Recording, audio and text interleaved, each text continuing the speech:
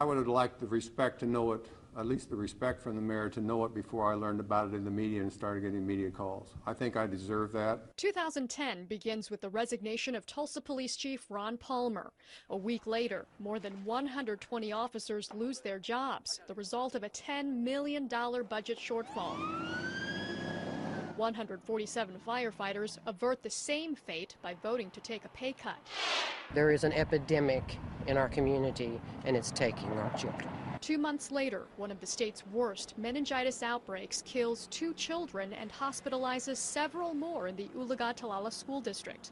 Hundreds of volunteers raise money for survivors, including 6-year-old Jeremiah Mitchell, who lost his arms and legs in the tragedy. On April 8th, opening day at One Oak Field draws nearly 9,000 spectators.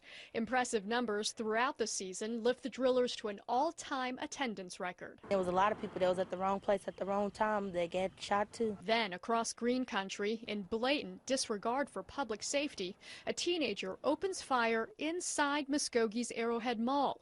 The bullets kill 17-year-old Jared Reed and strike several innocent bystanders who survive. In May, Tulsa police arrest the man they say is the mastermind behind businessman Neil Sweeney's murder. One of the city's most shocking murder-for-hire cases comes to involve 5 suspects. Authorities later uncover an alleged assassination plot against District Attorney Tim Harris. It's hard to look because that tower was really such an icon of Tulsa. Months later, flames reduce the Admiral Twin Drive-In Theater into a pile of rubble. A relic of the 1950s becomes another victim of relentless time. It's a huge part of our childhood, and I know when I have children, I'd like to bring them here, but I don't know if it's going to be possible now. The mayor and Mr. Simonson are not going to be found guilty, but they're not going to be vindicated either. Also, an attempt to prosecute the mayor and his chief of staff comes to an end.